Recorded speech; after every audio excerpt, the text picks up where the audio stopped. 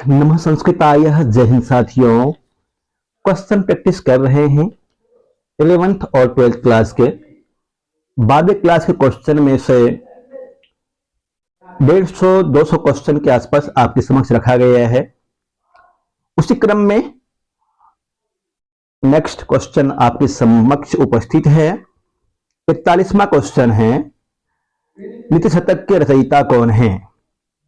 नीति शतकम के रचनाकार कौन है? ये प्रश्न है आपके समक्ष। आपको जवाब देना है, कमेंट करके जवाब देते रहेंगे तो अच्छा रहेगा। नीति शतकम के रचनाकार कौन है?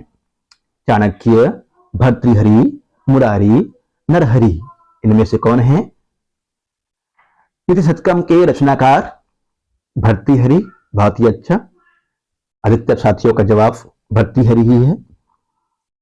99% साथियों का जवाब भर्तृहरि। गुड।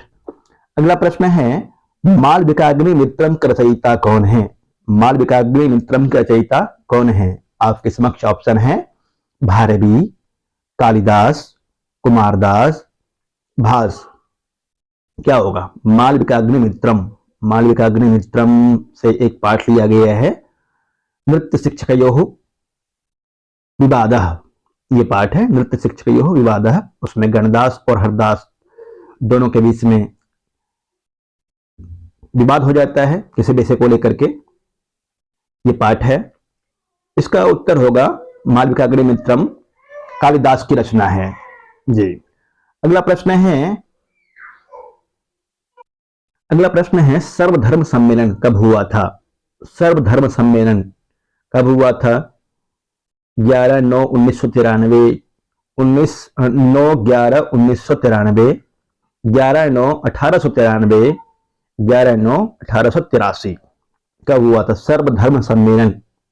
बताइए, कमेंट करके बता सकते हैं आप। सर्वधर्म सम्मेलन कब हुआ था? इसका उत्तर हो जाएगा 11/9/1993।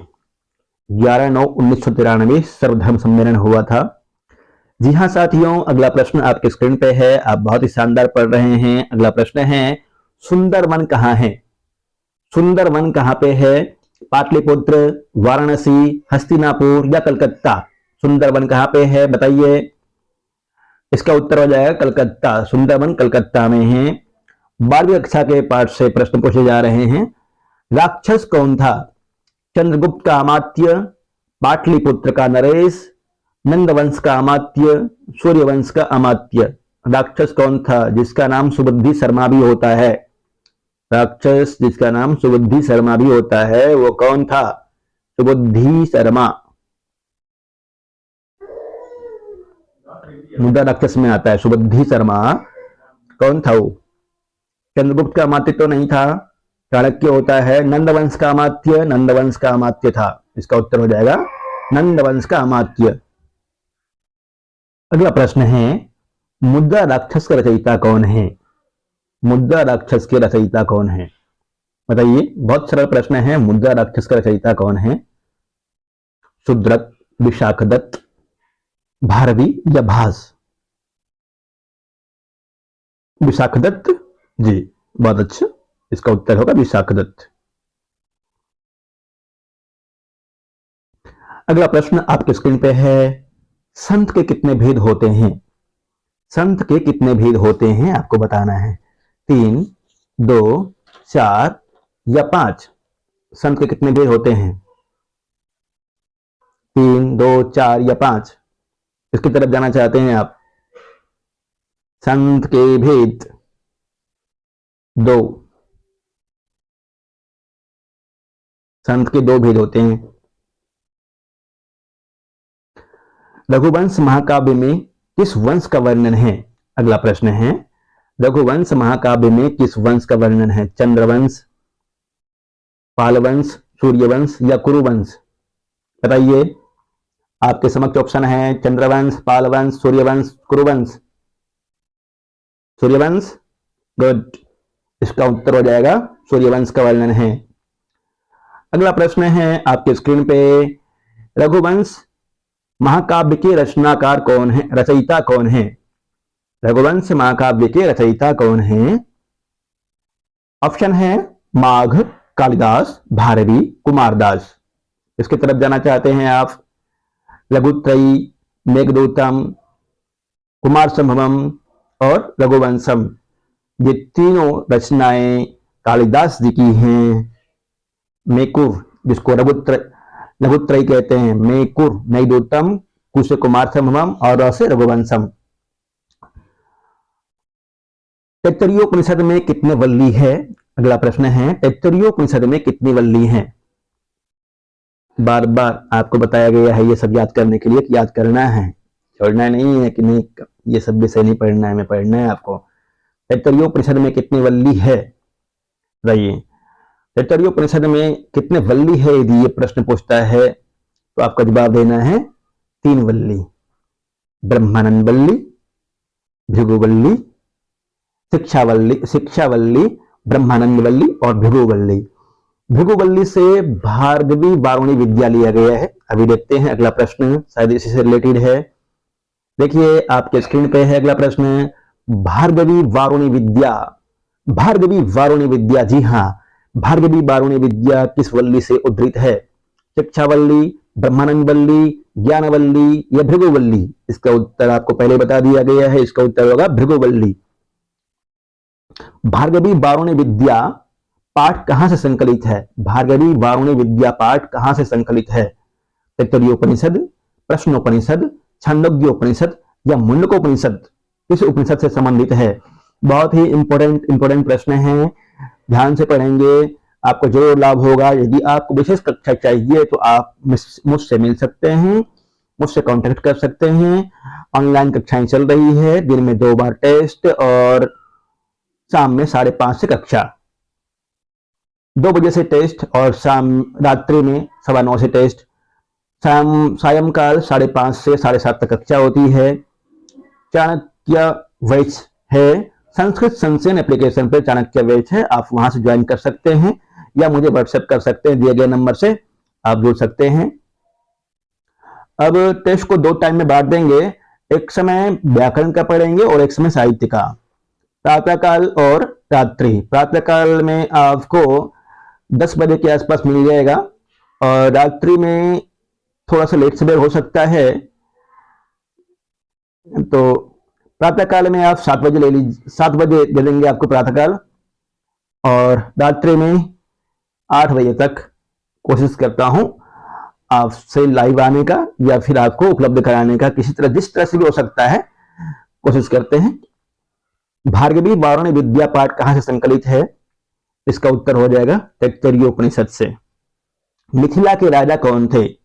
जनक, याज्ञवल्क्य, दशरथ, यशोवर्मा? क्या होगा? मिथिला के राजा थे जनक। याज्ञवल्क्य किसकी सभा में थे? याज्ञवल्क्य किसकी सभा में गए थे? दशरथ, जनक, वत्सराज या फिर यशोवर्मन? किसकी सभा में गए थे याज्ञवल्क्य? याज्ञवल्क्य गए थे जनक की सभा में। अगला प्रश्न है, याज्ञवल्क्य किसकी सभा में थे? याज्ञवल्क्य, हाँ ये प्रश्न हो गया है, याज्ञवल्क्य किसकी सभा में थे? इसका उत्तर हो जाएगा जनक की सभा में थे। अगला प्रश्न है आपके स्क्रीन के सामने, मिथिला का दूसरा नाम क्या था? मिथिला का दूसरा नाम क्या था? मिथिला, विदेह या विदेहराज? मिथिला का दूसरा नाम मिथिला, माथिला, विदेह या विदेहराज? 55वां का है सी, विदेह। मिथिला का दूसरा नाम विदेह होता है। धारणी अग्निमित्र की कौन थी? धारणी अग्निमित्र की कौन थी? दासी, प्रेमिका, राज्ञी या परिव्राजिका? धारणी अग्निमित्र की कौन थी? राज्ञी, अग्निमित्र की राज्ञी थी धारणी। अगला प्रश्न आपके स्क्रीन के सामने देखिए और जवाब दीजिए कमेंट करके। हरदत्त किसका नृत्य शिक्षक था? हरदत्त किसका नृत्य शिक्षक था? धारणी, मालविका, परिव्राजिका या देवी? धारणी किसका नृत्य शिक्षक था? बताइए। धारणी। हरदत्त किसका नृत्य शिक्षक था? धारणी। धारणी का। हरदत्त धारणी का नृत्य शिक्षक था। अगला प्रश्न है, बासव दत्ता कौन थी? बासव दत्ता कौन थी? वत्स राजपुत्री, मगध राजपुत्री, अवंती राजपुत्री या धर्मराजपुत्री? वत्सराज उदयन होते हैं, मगधराज दर्शक, उसकी बहन पद्मावती, अवंती के राजा है महासेन प्रद्योत, उनकी रानी है अंगारवती और उनके पुत्री का नाम है बासव दत्ता और है धर्मराज पुत्री। इसका उत्तर हो जाएगा अवंती राजपुत्री। जी हाँ, अगला प्रश्न आपके स्क्रीन पे है, आप बहुत ही सावधानी से पढ़ रहे हैं। आगे देखिए, ब्रह्मचारी कहां से आया था? एक ब्रह्मचारी होता है, लवाना ग्राम से आता है। लवाना ग्राम राजगृह में है, तो इसका उत्तर हो जाएगा लवाना ग्राम और राजगृह, दोनों ऑप्शन दे दिया है, इसमें नहीं देना चाहिए था। राजगृह से आया था, पाठ में दिया हुआ राजगृह से आया था और लवाना ग्राम से आया था, ऐसा क्वेश्चन नहीं आना चाहिए परीक्षा में। ब्रह्मचारी होता है वेदाध्यायी, जो कि अग्निदा की घटना, बासव दत्ता और युगंधरायन की अग्निदा की घटना को लेकर के तापसी के आश्रम में आता है। राजगृह जगह है और लवानक नामक गांव से आया था। श्रेयस्करी स्वस्ति पाठ किस ग्रंथ से उद्धृत है? श्रेयस्करी स्वस्ति पाठ है, किस ग्रंथ से उद्धृत है आपको बताना है। पंचतंत्र, हितोपदेश, चाणक्य नीति या नीति शतकम? किस ग्रंथ से उद्धृत है बताइए। पंचतंत्र, हितोपदेश, चाणक्य नीति, नीति शतकम? पंचतंत्र, हितोपदेश, चाणक्य नीति, नीति शतकम किस ग्रंथ से उद्धृत है?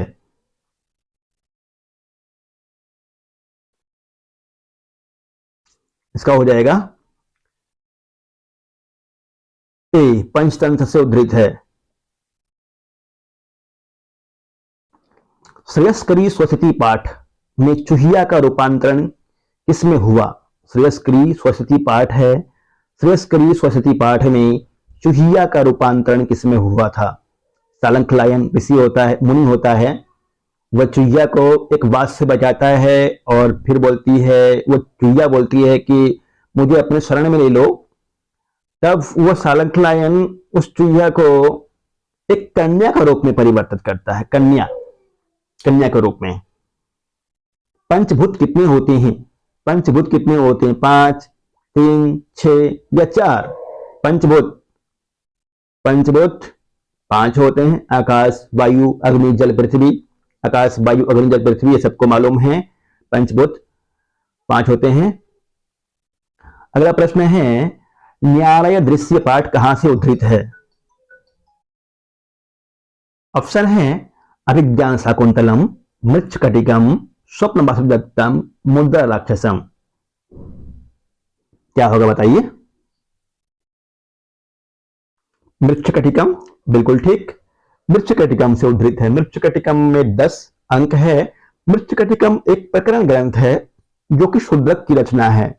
शूद्रक हुए हैं एक कवि, उनकी रचना है मृच्छकटिकम। मृच्छकटिकम का नायक चारुदत्त है, नायिका वसंत सेना है जो कि गणिका होती है। चारुदत्त के ऊपर आसक्त रहती है वसंत सेना गणिका और प्रेम करना चाहती है। यद्यपि चारुदत्त की पत्नी का नाम धूता है, पहले शादीशुदा है, परंतु वसंत सेना आसक्त रहती है। बहुत ही सुंदर वर्णन है। अलंकार न्यास, प्रथम ही अंक का नाम है अलंकार न्यास, और ये न्यायालय दृश्यम 9 अंक से लिया गया है। यहाँ पर वसंत सेना, सकार वसंत सेना का वध करने की कोशिश करता है 8वें अंक में, जिसका नाम है वसंत सेना मोटन। 9वें अंक में चारुदत्त को के ऊपर झूठा अभियोग लगाया जाता है न्यायालय में, और यहां तक कि शकार जो कि राजा पालक का साला होता है, वह न्यायाधीश को डराने का प्रयत्न भी करता है। इसी तरह से चारुदत्त को अंदर करो, मेरे खिलाफ नहीं जाना चाहिए, शकार डराने की कोशिश करता है न्यायाधीश को। अंतिम में चारुदत्त की विजय होती है। शरदत्त का एक मित्र होता है संवाहक, जो कि बहुत भिक्षु बन जाता है, वही वसंत सेना को बचाता है और अंतिम में लाता है, ला करके फिर जज के सामने, न्यायाधीश के सामने बोलता है कि मैंने बचाया है, और सब कुछ बसंत सेना बोल देती है, मुझे मारने का प्रयत्न किया शकार ने, बचाने वाला संवाहक है। और पढ़ेंगे इसके बारे में अच्छी तरह से। देखिए अगला प्रश्न है, आपत्ति काले छिद्रिष्वनर्था बहुली भवन्ति। क्या होगा इसका? आपत्ति काले छिद्रिष्वनर्था बहुली भवन्ति, इसका उत्तर क्या होगा? आपत्ति काले छिद्रिष्वनर्था बहुली भवन्ति, यह किसकी उक्ति है? वीरक, अधिकारणिक, शकार या चारुदत्त? आपने पाठ पढ़ा होगा तो वहां पे दिया हुआ है 12वीं क्लास में और 9th क्लास, ये आपके मृच्छकटिका में भी है।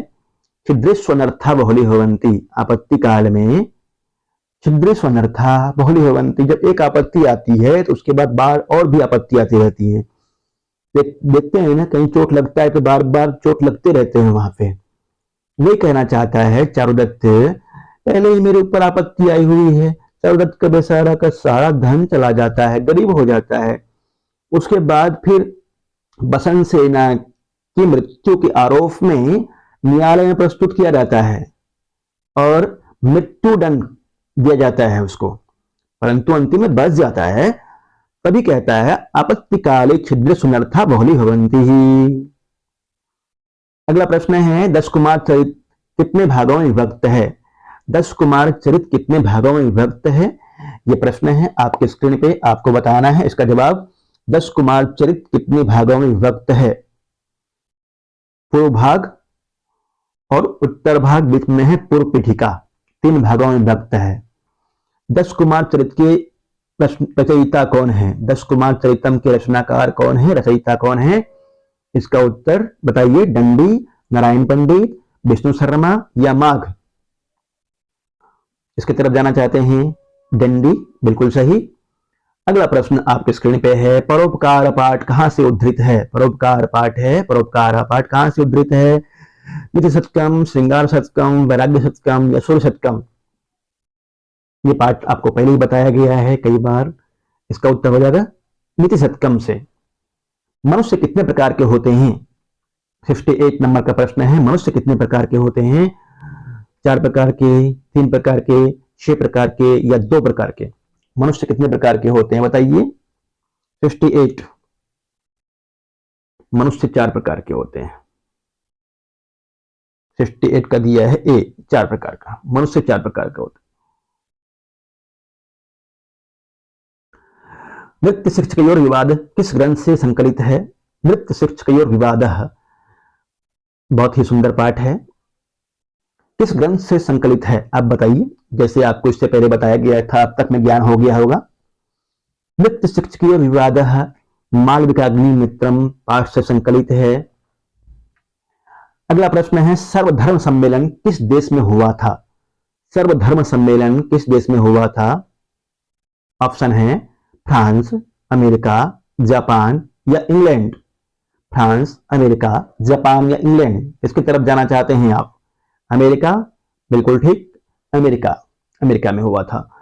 अगला प्रश्न है, सर्वधर्म सम्मेलन में श्रीलंका के बौद्ध प्रतिनिधि कौन उपस्थित थे? सर्वधर्म सम्मेलन में श्रीलंका के बौद्ध प्रतिनिधि कौन उपस्थित थे बताइए। प्रताप चंद, नागरकर, धर्मपाल, जैन, इनमें से क्या होगा? श्रीलंका के बौद्ध प्रतिनिधि धर्मपाल, धर्मपाल थे। अगला प्रश्न आपके स्क्रीन पे, प्रबंध मंजरी के रचनाकार कौन है? प्रबंध मंजरी एक काव्य है, प्रबंध मंजरी के रचनाकार कौन है? ऋषिकेश भट्टाचार्य, ऋषिकेश भट्टाचार्य, वीरेश भट्टाचार्य या धर्मेश भट्टाचार्य? किसकी तरफ जाना चाहते हैं आप बताइए। ऋषिकेश भट्टाचार्य, बिल्कुल ठीक है, याद कर लीजिएगा इसको। शरीर आयासनम कर्म व्यायाम संगीतम, शरीर आयासनम कर्म व्यायाम संगीतम, यह पंक्ति किस पाठ से उद्धृत है? परोपकार, व्यायाम, दिलीप वर्णनम या वर्षा वर्णनम?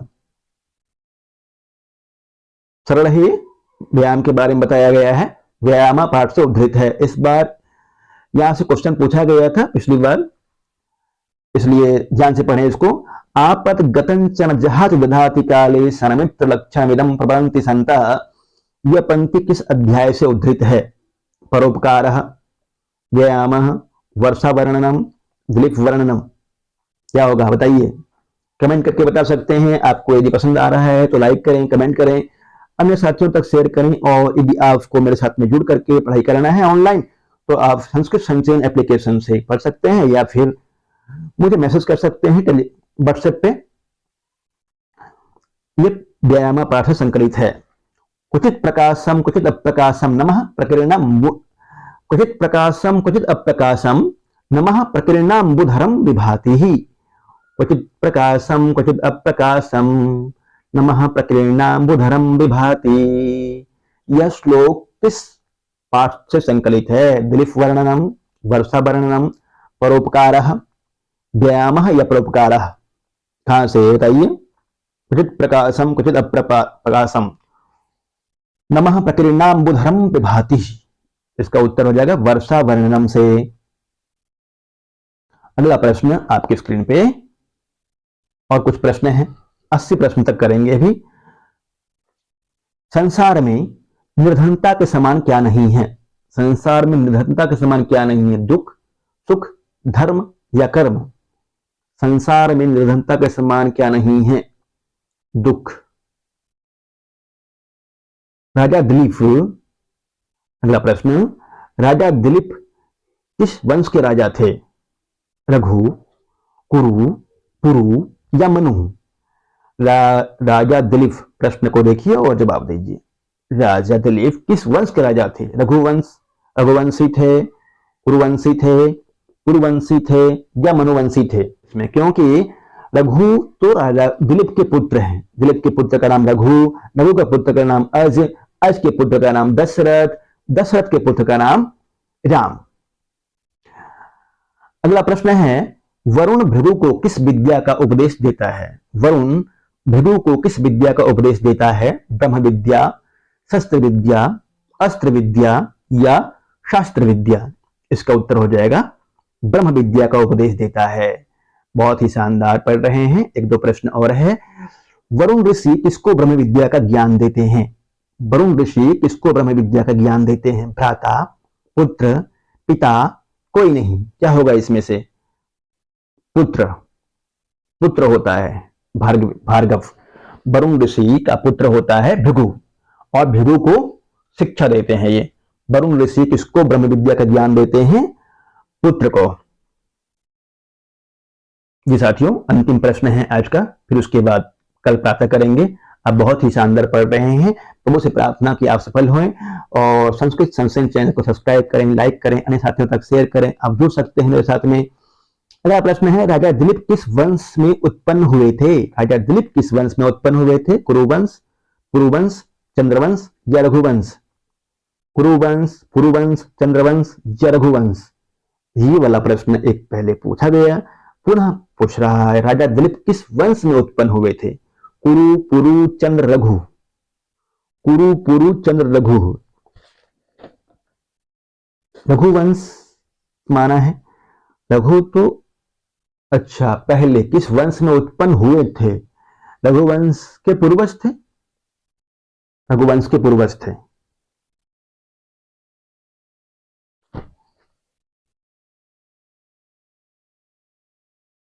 ये वाला प्रश्न भी, राजा दिलीप किस वंश के राजा थे? किस वंश के राजा थे?